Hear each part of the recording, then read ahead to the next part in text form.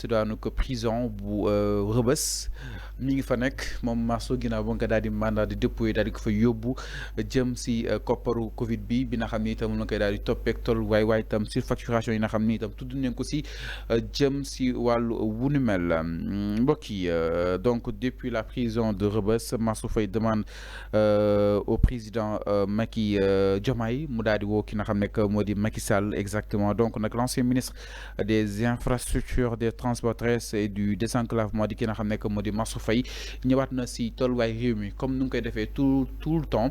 mais bii pas depuis prison bu Rebeuss nag ñëwaat na si réew mi na nga xam ni itam noonu lay daal di doxee. Alors moom Mansour jàpp na ni la seule alternative pour ñu daal di génn si jafe-jafe bu ñu mel mooy le président Bassirou Diomaye Diakhar Faye mu daal di woo ki nga xam ne moo di Macky Sall mu daal di koy jox ay conseils maanaam ay digle xool exactement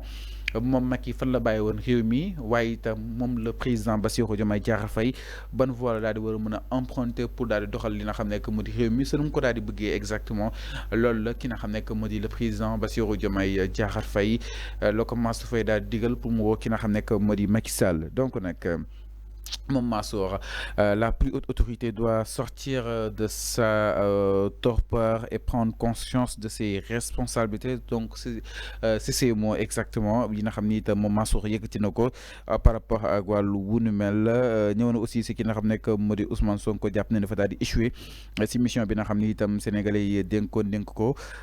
Alors, diapne est sambi pour l'intérêt supérieur de la nation. Il faut que Diomaye Dadi Wolu qui n'a que Modi justement le président. L'ex-président Macky Sall mu daal di koy jox ay conseils par rapport ak wàllu wunu mel alors donc pour lui moom ki nga xam ne moo di Macky Sall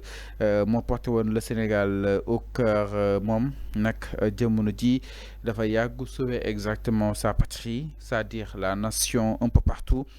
pour daal di redorer exactement le blason de notre diplomatie boo xam ne itam jamono ji jàpp nañu dafa xaw a fay comme nu mu amee woon doole si jamono yi li nga xam ne moo di Macky Sall nekkatu ko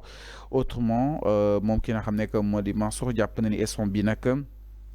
il faut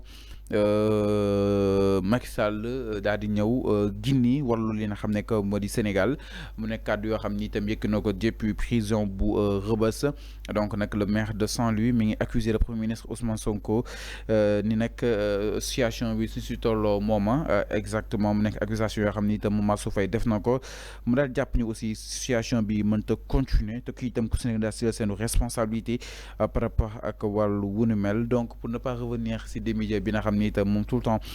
mu koy daal di préciser à travers li nga xam ne moo di justement sa sortie moom ki nga xam ne moo di Mansour ñëwoon na si nu mu gën a yaatoo si wax na incompétence wax na aussi li nga xam ne moo di ay miix yoo xam ne mënu see ñëw comme maanaam si tënk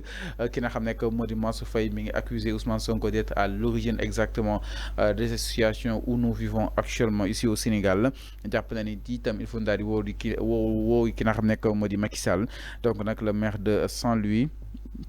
ñëwaat na si nu mu gën a yaatu par rapport ak li nga xam ne moom mooy wàllu ko finance publique issu rapport bi nga xam ni itam la Cour des comptes biral na ko alors moom nag yëkkati na si ay kàddu par rapport ak wàllu wu nu mel jàpp ni il faut ñu daal di gën a taxawu li nga xam ne moo di les sénégalais lambda si jafe-jafe yi nga xam ni itam ñu koy daal di dund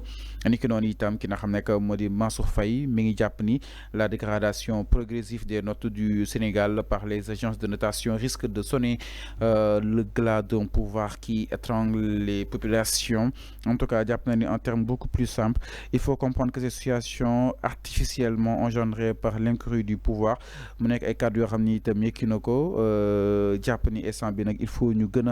a bàyyi xel yenn si ay mbir bokk na si wàllu santé nga fexe ba ñu gën a améliorer suñu wàllu santé maanaam wàllu wérgu yaram bokk na si wàllu éducation njàng bekk njàngale bi gën a mën a mucc ayib ñëw na aussi si wàllu infrastructure maanaam tabax yenn yoo xam ne itam dina daal di war a mën a gindi sénégalais yi seen ko doxalin exactement ñëwaat na aussi jëm si wàllu ko croissance bi nga xam ni itam PIB bi mu ngi si daal di war a mën a xaare ni recette yi nga xam ni itam nañ ko daal di war a mën a defee ni waaye itam ñëwaat na aussi si wàllu ko emploi notamment celui des jeunes yi nga xam ni itam jamono ji ndaw ñi ñi ngi représenté 70% si askan wi maanaam téeméer boo jël ndaw ñi ñi ngi représenté juróom-ñaar fukk yi mi itam daal leen fexe ba daal leen jox li nga xam ne que mu di liggéey l'ancien ministre mu daal di ñëw également aussi si li nga xam ne que mu di la baisse des obligations du Sénégal. Les investisseurs auront moins confiance en la capacité du Sénégal à rembourser sa dette maanaam jàpp na ni dette bi nag su continuer nii leb yi nga xam ni itam ñu koy daal di def investisseurs yi duñ amati confiance si Sénégal. Il faut que ñu xool naka lañ daal di alléger li nga xam ne que moo di boruk Sénégal moom itam Mansour Faye loolu la daal di yëkkite ji sur sa prise de parole mu daal di ñëwaat si nu mu gën a yaatoo si yooyu si ay ponk yoo xam ne itam gën na ko daal di fasanti ko par rapport ak li nga xam ne mooy doxinu réew mi si nu mu gën a yaatoo. investisseurs yi nag li leen daal di xëcc lu mu gën a bëri bokk na suñu wàllu PIB daal di koy war a mën a maîtriser xool itam am na nga xam ni itam noonu la koy daal di jëfandikoo. Donc mu daal jàpp ne aussi par conséquent il sera plus difficile et cher pour le pays de lever des fonds sur les marchés régionaux et internationaux car les taux d'intérêt vont augmenter sans parler de la spéculation potentielle très élevée. En tout cas jàpp na ni nag suñu négociation bi mën na am ay jeexital exactement suñu réew parce que suñuy xool nag partenaire rek ak li nga xam ne que moo di les investisseurs dañuy xool dëkk boo xam ni tam amaana ni borom maîtriser na ko bu baax a baax ak na nga xam ni itam noonu lay daal di doxee mu nekk entre autres de points yi nga xam ni itam moom Mansour tey yëkkati na ko depuis prison bu Rebeuss. yam si aussi estimé nañ aussi que ni li nga xam ne que mu di le risque réel de voir le Sénégal relégué au rang des pays pauvres très annoté et manifeste. En tout cas jàpp na ni nag jamono ji il faut ñu daal di gën a bàyyi xel bu baax a baax jëm nit fi itam pour daal di tijji ay bunt yu ko gën a fasantiku bokk na li nga xam ne que mu di UEMOA Sénégal gën fa am li nga xam ne que mu di doole di Union économique monétaire ouest africaine entre autres yoo xam ne itam moom Mansour Faye joxe na ko comme solution jëm si wàllu wu mel. jàpp na ni pour couronner tout cela il faut que le président Bassirou Diomaye Diakhar Faye appelle Macky Sall pour lui donner exactement des conseils par rapport ak li nga xam ne que moo di doxinu réew mi. Donc sont ces propos yi nga xam ne tam yëkkati na ko depuis li nga xam ne que moo di prison bu Rebeuss. mbokk yi ma leen di fàttali moom ki nga xam ne que moo di Mansour mi ngi si kaso bi nag toll na si li nga xam ne que moo di 1 mois et quelques moom nag daal di koy placé woon exactement sous mandat de dépôt mu nekkoon ministre du développement communautaire et l'équité sociale ki nga xam ne que moo di Mansour Faye mu nekk beau frère si ki nga xam ne que moo di Macky Sall. Donc nag Amadou Mansour Faye de son vrai nom daal di koy envoyé en prison ginnaaw rek bu mu daal di comparaître exactement foofu si chambre d'accusation haute cour de justice bu Sénégal.